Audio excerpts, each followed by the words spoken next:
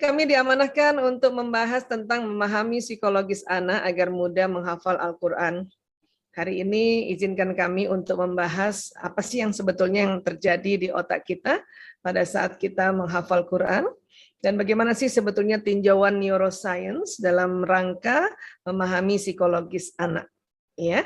Memahami psikologis anak agar mudah menghafal Al-Quran, tinjauan dari ilmu tentang otak atau paling tidak kita belajar ya, kalau kita baca Quran tuh kayak apa tubuh kita ya, Masya Allah.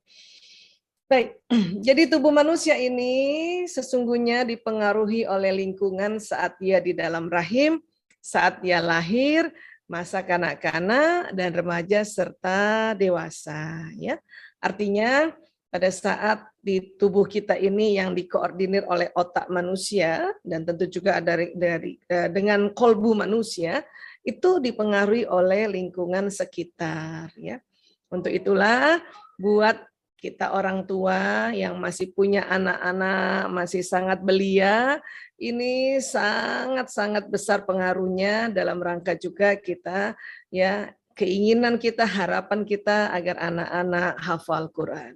Ya. Nah, kalau kita bicara otak, inilah otak manusia. Saya hampir semua modul kami ini ya dibuka dengan otak manusia. Jadi ada Allah menciptakan otak besar, kita sebutnya cerebrum, dan juga otak kecil ini yang di bawah ini ya, disebutnya cerebellum, Masya Allah. Diletakkan paling atas di dalam kepala kita, dilindungi oleh berbagai lapis pelindungnya, termasuk tulang tengkorak. Ya. Di dalamnya ada namanya neuron atau sel otak ya. Nyun sewu, ayah bunda, bapak ibu nih kita belajar tentang diri manusia ya. Nah, neuron ini kurang lebih bentuknya seperti ini, bentuk animasinya ya. Sesungguhnya dia sangat kecil-kecil sekali. Jumlahnya 100 miliar kurang lebih. Ya, satu neuron kerjanya kayak satu komputer yang tercanggih di zamannya. Ya. Artinya apa? Artinya saya yang lahir tahun 68, tadi Bunda Rani sudah sebutkan, kan saya ini generasi X ya. Punya juga 100 miliar kayak gini. Tapi ya Bunda Rani saya sih lihat dari wajah ya, pasti lebih muda ya. Bunda Rani lahir tahun berapa, Bun? Yang lahir 82, Bunda. Itu generasi milenial ya, 82 itu. Punya juga 100 miliar seperti ini, kayak saya juga, tapi lebih canggih Bunda Rani otaknya. Ya, anak kita juga nanti generasi berikutnya yang generasi Z yang lahir antara tahun 1996 sampai 2010, diikuti nanti generasi yang dikenal dengan namanya Alpha yang lahir 2011 sampai yang lahir saat ini nih dan sampai 2025 itu dikategorikan generasi Alpha.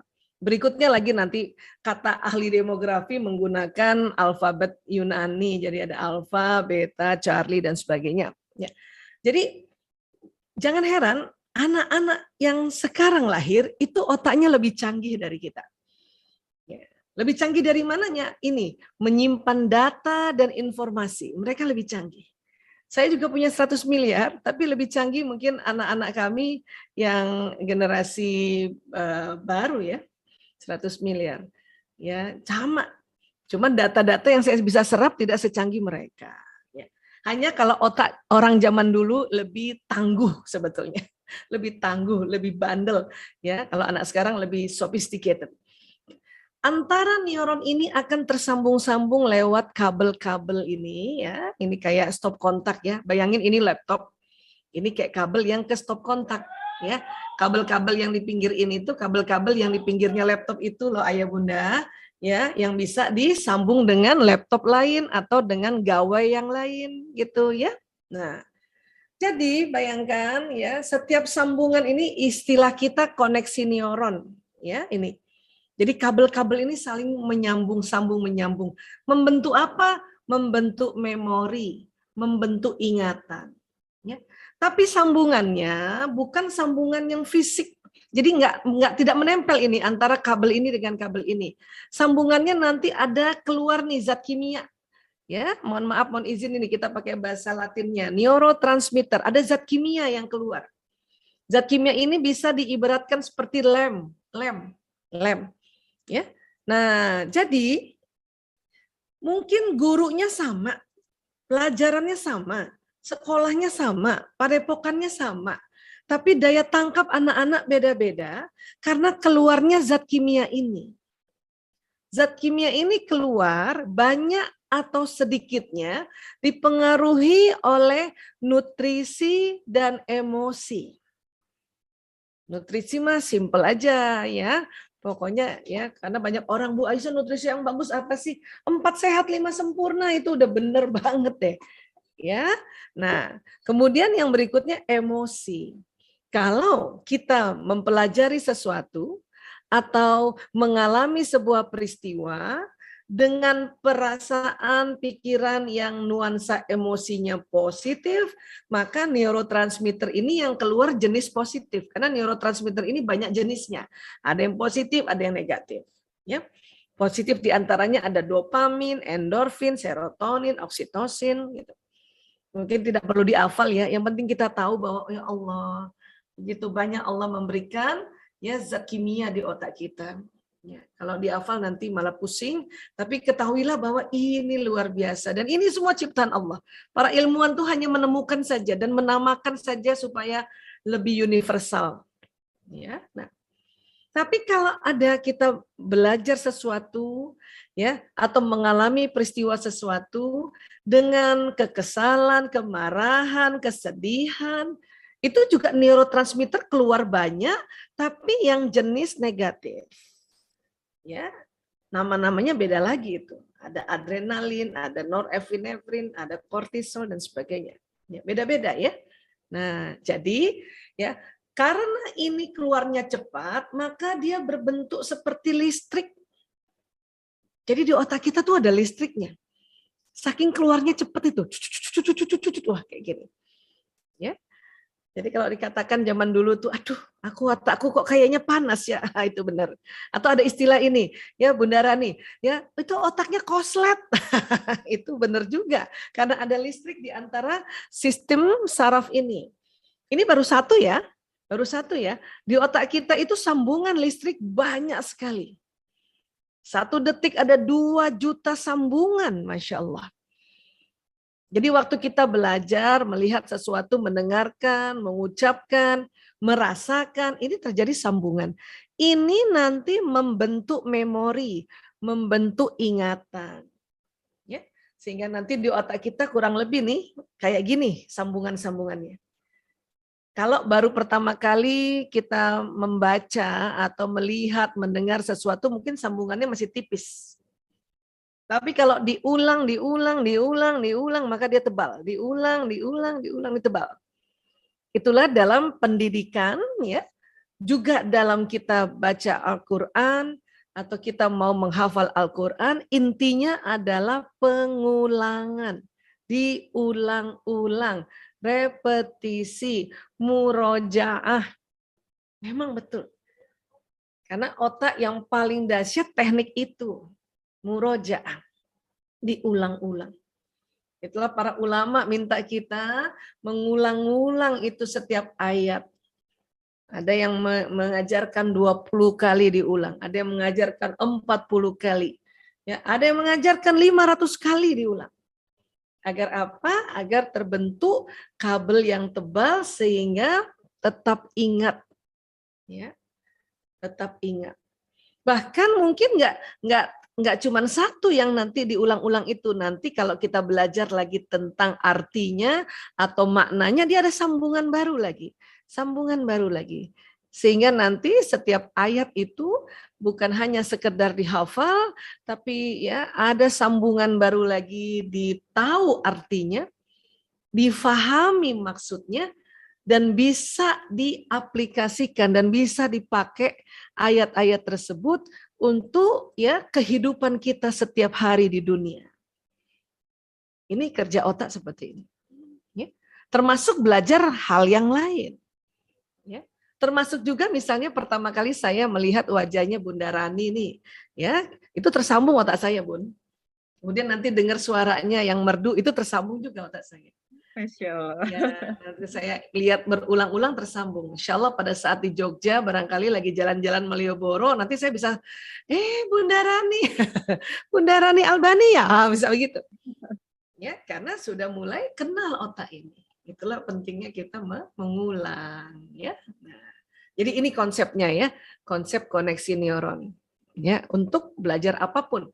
Wabil khusus kita mau kali ini ingin kita fokuskan untuk baca Al-Qur'an, ya. Dari otak ke badan ada namanya sistem saraf. Ini kabel-kabel saraf yang jalan di tulang belakang. Ini orang bilang sumsum tulang belakang, ya. Kemudian dari tulang belakang jalan kabel-kabel itu ke wajah, ke leher, ke seluruh badan. Ya, itu namanya sistem saraf perifer atau tepi. Ya, ini karena kemana-mana ini. Nah, sistem saraf kerjanya kayak kabel listrik. Ini saya berulang kali sosialisasikan. Karena kalau belajar saraf ini sendiri, ini bersemester-semester, ini lama. Tapi supaya kita tahu betapa Allah Ta'ala itu menciptakan tubuh kita komplit sekali. Dan waduh, detil sekali. Ya, kita belajar yang secara simpel dulu ya. Jadi sistem saraf kayak kabel listrik. Karena tadi kita sudah belajar di otak ada listriknya. Sehingga kalau otak kita isi Al-Quran, ya, dengan cara apa? Ditangkap bacaan itu lewat mata, lewat telinga, lewat ucapan, ya, lewat gerakan juga. Maka pesan itu apa yang kita baca jalan ke badan, naik ke otak, tersimpan di otak depan. Bahkan nanti dari otak perintahkan ke seluruh tubuh, maka tubuh ini melakukan perilaku, melakukan amalan yang sesuai apa yang isi otak kita. Itulah makanya mengapa kita sebisa mungkin anak di usia muda dikenalkan Al-Quran, setelah itu nanti ditingkatkan, dikenalkan artinya, maknanya, sehingga itu menjadi pegangan hidup dan nanti membentuk perangainya, membentuk perilakunya. Namun tentu harus tahu juga bahwa di bagian otak lagi ada otak watak, ada otak bakat, ya, ada otak emosi. Karena tadi mempengaruhi. Ada anak waktu diperkenalkan Al-Quran, ya, itu caranya kurang elok lah ya, kurang baik dan kurang pantas. Sehingga apa? Ya, anak juga trauma. Ada berapa kasus ya? Afwan ini hanya ilustrasi cerita ya, termasuk anak saya yang kedua ya. Pada saat waktu pertama kali baca Quran, ya memang di rumah ya, tentu ayah ibunya memberikan sedikit basic. Kemudian waktu di sekolah, ya mungkin gurunya caranya kurang elok, ya. Apa yang terjadi? Dia trauma baca Quran. Sehingga kami harus terapi dulu Ananda agar dia tidak trauma. Traumanya kenapa? Ini cerita saja ya, sebuah ilustrasi, ya. Jadi pada saat mungkin dia salah baca, dilempar sepatu sama gurunya. Itu yang bahaya itu.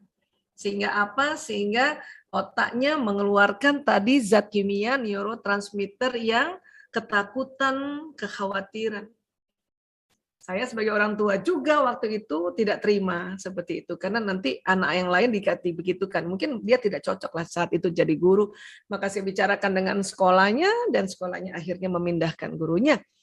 Bukan apa-apa, kalau sekali udah trauma anak-anak itu ngobatinnya lama. Maka benar-benar kita ingin memberikan anak-anak landasannya Al-Quran, tapi tetap caranya baik dan pantas. Ya, karena pengaruh banget di otak kita. Ya, sepakat dulu ya. Baik. Nah, untuk anak yang di dalam rahim ini, ya, janin yang ada di dalam rahim ini, ingat, apa yang dimakan, diminum, diucapkan, dilihat, didengar, dan dilakukan oleh ibu, pesannya bisa masuk di dalam janin ini. Apa yang dimakan, diminum, itu akan masuk lewat plasenta ini, lewat tali pusat, dan nanti masuk di dalam umbilikus atau pusat itu, pusatnya di perutnya bayi itu. Ya, perutnya janin manusia ini nanti untuk menambah makanan minuman itu sel-sel ini jadi bertumbuh dan berkembang ya.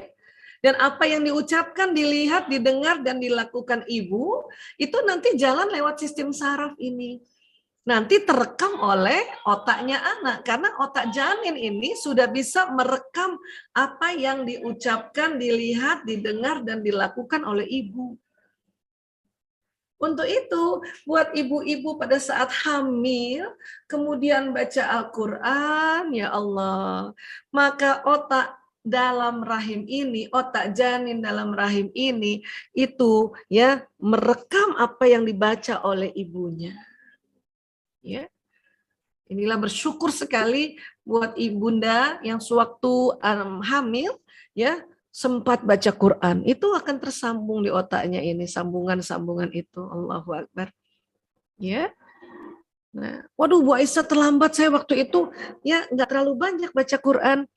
Ya insya Allah, karena tadi kan kita sudah belajar ya, bahwa pengaruh lingkungannya ini bisa mempengaruhi pas di dalam rahim, nanti pas lahir, pas nanti anak-anak dan juga remaja bahkan dewasa masih bisa otak ini ya disambung-sambungkan.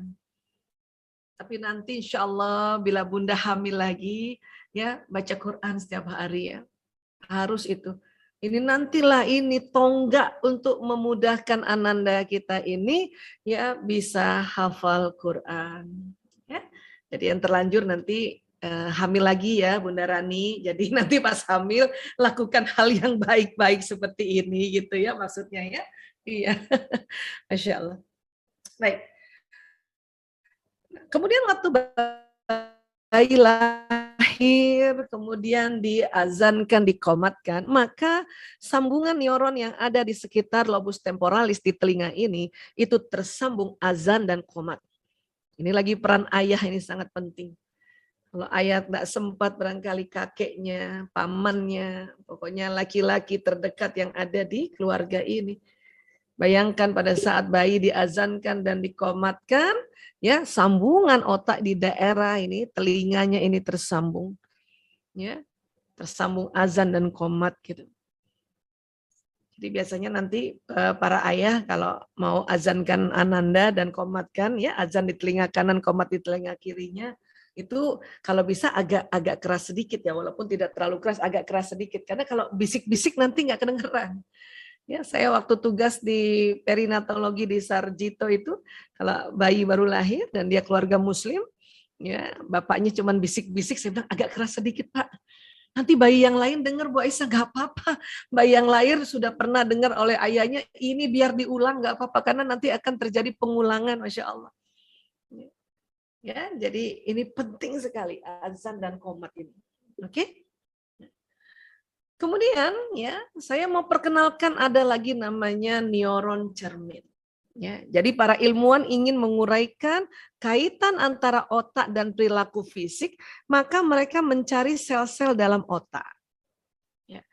Mereka menemukan sejenis neuron dalam otak yang secara teoritis dapat dikatakan sebagai penyebab utama mengapa seseorang bisa belajar dengan mengamati orang lain. Nama neuronnya mirror neuron atau neuron cermin. Jumlahnya kurang lebih 30% yang ada di manusia. 30% dari 100 miliar tadi ya. Bahkan di hewan mamalia juga ada neuron cermin, tapi lebih sedikit dari manusia.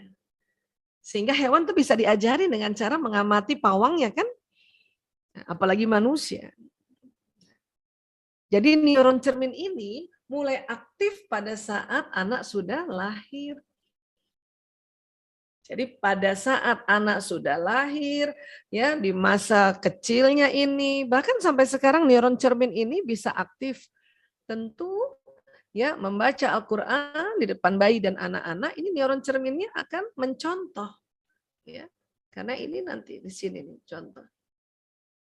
Hati-hati karena sekarang era gadget ya, teman-teman, Bapak Ibu nih ya, ini sejak bayi kan neuron cermin ini sudah nyala ya. Tapi kadang-kadang dikasih contoh yang begini, ini hati-hati. Ya. Walaupun kita tahu gawai atau gadget ini kan media saja, dia kayak kertas saja.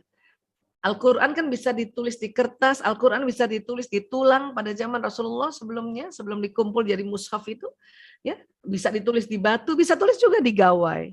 Tapi anak baru lahir, kemudian kita kasih seperti ini tontonannya, hati-hati neuron cermin mereka nyala. Kasihan anak-anak, karena anak-anak pada saat ini lagi fresh-freshnya tuh, lagi jernih-jernihnya sambungan otak itu harusnya dikasih stimulasi yang lebih nyata. Harusnya diajak ngomong, dikasih lihat wajah, ini Umi, ini Abi, ya, ini kakak, misalnya gitu ya, ini nenek, ini meja, ini kertas, ini gelas. Pokoknya kita perkenalkan itu yang real, yang nyata, bendanya yang nyata. Ya kan? Karena memang otak manusia ini dari awal itu harus diperkenalkan benda-benda ini. Sebagaimana Allah Ta'ala mengajarkan Nabi Adam alaihissalam benda-benda pada saat ya Nabi Adam diciptakan. Itu karena otak Nabi Adam itu ya tersambung-sambung nanti. Karena otak ini kan sejak Nabi Adam alaihissalam, bukan baru sekarang aja. Ya kan? Nah, jadi kalau ada lagi orang tua, aduh susah banget ya anak-anak diatur main gadgetnya. Nah, itu harus ingat-ingat tuh waktu dia bayi gimana perangai orang tuanya ini. Ya kan? Nah, oke, baik. Sekarang putarkan bacaan Al-Quran setiap saat. Jadi mendengarkan Al-Quran secara konsisten ini dapat membantu otak anak lebih mudah mengingat hafalan.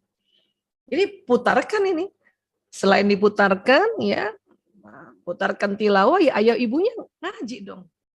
Jangan anaknya melulu yang disuruh, bapak ibunya nggak ngaji. Ya kan? Nah, jadi jika anak sering mendengar Al-Quran, maka secara tidak langsung anak juga menghafal Al-Quran itu. Ya, karena ini bisa didengar dari telinga, ya, jadi tersambung lagi, ya, Insya Allah. Jadi bangun budaya baca Al-Quran di dalam rumah. Kenapa? Karena apa yang dilihat, didengar, dirasakan, diucapkan, dipeluk itu tersambung ini. Ya. Saya ingin cerita ini lebih detail karena biar kita ngerti apa sih yang terjadi di otak. Biar kita paham apa sih yang mau dimasukkan di otaknya anak-anak. Gitu. Karena bukan apa-apa kalau kita nggak mengerti, ya itu nggak apa ya, semangat kita untuk memasukkan ajaran-ajaran ad-dinul Islam ke dalam otak anak itu nanti rendah semangat kita. Ya. Tapi ini juga ingat, anak-anak melihat ibunya, melihat bapaknya, melihat gurunya, melihat, makanya contoh dimasukkan ke otak anak-anak. Tentu contoh teladan kita yaitu Rasulullah SAW, kita masukkan juga di otak anak-anak. Lewat apa? Lewat membacakan sirah, membacakan ya sejarahnya Nabi, membacakan sejarahnya para Nabi yang lain. Itu harus rajin juga Bunda, Ayah. Nah ini karena akan masuk di sini. Tapi tentu contoh yang dia bisa dengar, dia lihat, dirasakan, ya, dipeluk dan sebagainya tentu Bapak Ibu ya. Nah. Jadi karena nanti otak intelektual di depan ini yang akan terjadi sambungan, inilah kita bantu anak kita mengisi prefrontalnya ini dengan mengaji dan mengkaji apa yang Allah mau. Mau tahu apa yang Allah mau tentu harus buka Al-Quran kan gitu. Supaya apa sih Bu Aisyah? Ini supaya tersambung ya, agar membentuk apa? Memori prinsip-prinsip hidup. Islam kalau kita pelajari, mau era apapun, era batu, era buku, era gawai, era digital, mau nanti lagi era yang lainnya 10 tahun ke depan, itu nanti akan menyelamatkan kita dunia akhirat. Sehingga kan nanti medianya aja yang berbeda kan? Medianya saja yang berbeda. Bagaimana media, ada media kertas, media gawai, media digital dan sebagainya. Tapi itu tadi belajar. Dan ingat ya, masuk ke sini tuh dari mata ke sini nih, naik ke sini emosi. Jadi bikin anak senang juga, bikin anak bahagia, bikin anak semangat. Dan kita perlu lihat nih kondisi anak lagi capek kah, demam kah, sakit kah? Tidak juga memaksakan. Karena pengaruh banget emosi ini terhadap peristiwa atau memori yang ada di otak nanti ini. Oke? Karena kalau enggak nanti salah lagi, nanti trauma lagi anak-anak. Ya. Yang luar biasa adalah ini yang saya harus perkenalkan dan saya sedang lagi setiap hari sosialisasikan. Jantung manusia. Jantung manusia kita tahu dia bekerja membawa darah ke seluruh tubuh. Tapi ditemukan di tahun 91 oleh Dr. J. Andre Armour dari Montreal, Kanada. Di daerah serambi kanan ini ada sel otaknya, ada neuronnya. Jumlahnya 40.000 neuron. Jadi waktu kita baca Quran atau mempelajari sesuatu, jantung juga membuat memorinya. Jantung juga membuat rekamannya. Inilah disepakati ya oleh para ulama dan ilmuwan bahwa yang disebut kolbu itu adalah jantung, organnya jantung. Memang sering diartikan hati karena mengartikan kolbu oleh ahli bahasa zaman dulu itu diartikannya hati. Tapi organnya jantung. Jantung. Ya. Bahkan ya Imam Al-Ghazali sudah bilang kolbu itu ya organ yang ada di dada, posisinya cenderung ke kiri, bentuknya berongga, di dalamnya ada darah hitam sekali. Nah ini dia. Dan yang luar biasa, tahun 1110 Masehi, Al-Ghazali sudah bilang bahwa di jantung itu ada suara Tuhan. Ada suara Tuhan. Ilmuwan baru menemukan tahun 1998. Itu penelitian di Institute of Hermeth, kerjasama bukan Amerika, UK, ya, Inggris dengan Arab Saudi untuk meneliti kolbu. Didapati betul-betul di dalam jantung kita di daerah atrium ini, di daerah serambi kanan, ada suara Tuhan di situ. Ya. Ilmuwan satu mengatakan di sini ada pola atau patron Al-Quran. Di jantung kita masing-masing lahir sudah ada patron Al-Quran. Yang namanya patron dia masih tipis. Supaya dikuatkan, dibesarkan, itulah harus membaca Quran. Dan supaya tambah kuat itulah dibaca ulang-ulang. Karena dibaca ulang-ulang maka hafal. Kan gitu sebetulnya. Ya. Jadi baca ulang-ulang hafal nanti. Dan yang di jantung kita ini Al-Quran yang awalnya tipis sambungannya. Karena dari kecil anak-anak sudah kita fokuskan untuk diulang-ulang. Maka sambungan Al-Quran yang ada di kolbu ini kuat nanti. Kuat dan jadi hafal. Dan ini nanti yang menuntun. Itulah yang dikatakan tadi, di dalam jantung ada suara Tuhan. Ini yang menuntun. Karena jantung ini bisa ngomong sama otak. Ya, bisa bicara sama otak. Nah ini jadi. Jadi pada saat kita baca Quran, mengaji dan mengkaji, ya di otak tersambung apa yang kita kaji dan mengaji. Dan juga yang di kolbu, yang tadinya tipis itu diperkuat.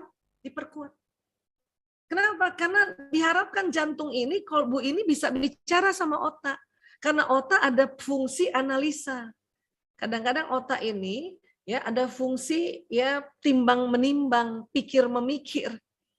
Contoh misalnya ya kita jadi orang tua, jadi ibu, ya kita punya pengalaman buruk terhadap diri kita dulu gitu ya, mungkin sama orang tua zaman dulu kita juga sering dihardik, dimarahin kalau baca Quran nggak baca, disabet dan sebagainya gitu ya. Kita kan punya memori di sini kan, dan kita berlakukan itu juga pada anak kita sekarang, ya. Maka nanti kolbu bilang sama otak kita, jangan begitu hai Aisyah. Anak sekarang itu nggak bisa digitukan. Apalagi Allah ajarkan dalam Al-Quran itu ya lembut terhadap anak. Itu Quran ini jantung ngomong sama otak. Tentu kalau kita nggak belajar Quran, maka si kolbu ngomong sama otak dengan konsep lain. Itu yang bahaya. Itulah dari masih muda anak-anak perkenalkan Al-Quran, ya tidak diperkenalkan dengan konsep lainnya yang di luar Al-Quran. Agar apa? Agar yang ada di jantung ini kuat dulu gitu. Yang di kolbu ini kuat dulu sehingga bisa memberi masukan. Itulah Rasulullah SAW mengatakan bila mudghah ini baik, baik pula seluruh tubuh. Karena dia sudah memberi masukan pada otak. Nanti otak kan tadi kita udah lihat ya, lewat sistem saraf, otak mengatur tubuh. Saya ulang-ulang ini supaya tahu mekanisme. Jadi nanti kita belajar apapun, jadi kita makin mantep itu ya, seperti ini. Oke. Jadi apa yang kita baca ini nanti ya, apa yang kita baca masuk di dalam tubuh kita. Kita baca basmalah, bismillahirrahmanirrahim, itu jalan di badan kita. Dan sangat cepat jalannya, 240 km per jam. Bawa ke otak, nanti otak perintahkan ke tubuh 320 km per jam. Inilah maka apa? Kalau di otak kita ini, ya, dan juga otak anak-anak kita isi, ya, mengaji dan mengkaji tentang apa yang Allah mau, kemudian contoh-contoh yang Rasulullah contohkan, para nabi contohkan masuk di sini, inilah yang nanti memberikan pesan kepada badan untuk melakukan akhlak. Jadi begini nih di otak kita. Tapi tentu harus ngerti juga, ya, menggunakan metode tepat. Ini beberapa metode, ya, beberapa metode. Saya belum dapat kabarnya di Rumah Quran Permoni pakai metode yang apa. Sekarang alhamdulillah metode banyak. Saya waktu kecil rasanya, aduh, seandainya punya metode kayak gini, mungkin masih kecil udah cepet banget bisa hafal Quran, ya. Sekarang mau nggak mau belajar lagi sendiri gitu kan. Sekarang ada metode menghafal hadis, Masya Allah. Ada metode cepat baca Al-Quran, hafal Al-Quran semudah hafal Al-Fatihah. Tapi intinya semua adalah pengulangan atau konsistensi inti metode itu. Tapi dicarikan cara yang lebih gampang lagi, lebih cepat, lebih wise, lebih bijak. Ini penting ini metode. Ya. Terus kenali juga, ini terakhir ya, slide terakhir. Kenali gaya belajar anak. Kenapa? Karena walaupun semua sistem saraf bekerja, ada anak yang sistem saraf matanya lebih dominan. Lebih dominan. Inilah dia perlu baca langsung Quran itu. Baik di gadget kah, atau di mushaf kah, atau orang-orang yang gaya belajar visual, kalau bapak ibu gurunya ya menerangkan, dia harus lihat. Tulisannya harus dia lihat. Bahkan buku-buku itu dikasih warna stabilo, kuning, orange, hijau gitu. Karena biar matanya lebih gampang lihat, dia nangkep. Tapi ada anak yang, atau ada kita manusia ini, telinganya yang lebih dominan sistem sarafnya. Inilah disebut gaya belajar auditori. Dia nggak lihat bapak ibu guru, tapi telinganya diarahkan ke suara bapak ibu guru. Itu auditori. Atau mungkin ada anak yang mengatakan sama bundanya, bunda bacain dulu, baru aku nanti belajar sendiri. Itu tolong dibacakan. Karena bisa jadi dia auditori. Sehingga dia butuh dibacakan dulu. Banyak di antara kita waktu anaknya minta dibacakan, disuruh baca sendiri. Udah baca sendiri kan bisa baca. Bantu dulu karena dia auditori. Ciri-ciri auditori juga itu tadi, ya, senang belajar di tempat yang rame, banyak suara. Ya itu. Ciri-ciri auditori juga, ya, kalau dia membaca sesuatu harus dibesarkan suaranya, itu auditori. Ya. Nah, ada juga yang di tangannya, tangan dan di kakinya itu persarafannya ya lebih dominan. Sehingga apa? Sehingga anak yang mempelajari apapun, baik Al-Quran maupun pelajaran yang lain, dia harus gerak-gerak tangannya. Harus pegang sesuatu. Atau pulpen digoyang-goyang terus. Atau kakinya yang goyang-goyang. Atau dia jalan. Menghafal Quran dengan jalan, dia jalan. Gerak jalan, jalan kanan kiri. Itu jangan dimarahin. Itu berarti dia kinestetik. Kalau disuruh duduk manis, ya, itu nggak bisa masuk cepat di otaknya informasi yang dia pelajari. Memang bisa lihat, bisa dengar, tapi di antara tiga ini ada yang dominan. Ya.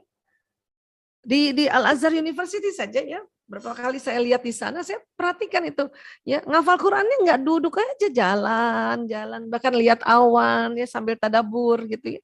Jalan ya. Saya udah tahu tuh nih kalau yang jalan-jalan nih gaya belajarnya kinestetik. Ada juga yang nggak jalan, dia lihat mushafnya terus. Oh, itu gaya belajar visual tuh. Ada juga dia dengerin temennya ngaji, temennya bersuara, dia nggak baca Qurannya, dia dengerin dulu, ya. Setelah dia dengerin, baru dia baca. Itu auditori. Ini yang harus difahami. Agar apa? Agar anak ya senang waktu baca Quran atau anak senang belajar Al-Quran. Agar apa? Agar dia masuk di dalam otaknya. Kenapa kalau enggak? Kalau enggak ada batang otak di sini yang sulit masuk otak ya, ilmu di depan sini. Batang otak ini namanya otak reptil. Jadi kita perlu tahu gaya belajar anak agar mereka dengan senang ya apa yang dipelajari masuk di dalam otak yang bagian depannya. Oke? Ya, jadi seperti ini sebetulnya yang ada di otak kita ya. Dan luar biasanya Al-Qur'an itu menurut ya firman Allah di surat Al-Qamar ya ayat 40, dan sungguh kami jadikan Al-Qur'an itu mudah diingat. Ya. Kenapa? Karena luar biasa tuh huruf-hurufnya itu dahsyat. Ya, oke. Ya, kurang lebih ini saja dulu, barangkali kita bisa ngobrol-ngobrol lagi, sharing-sharing lagi. Tapi apapun, seberapapun pertanyaan, mohon maaf mungkin kalau nanti waktunya tidak panjang, mudah-mudahan yang mirip-mirip ya dijawab ya, hampir mirip-mirip terjawab juga.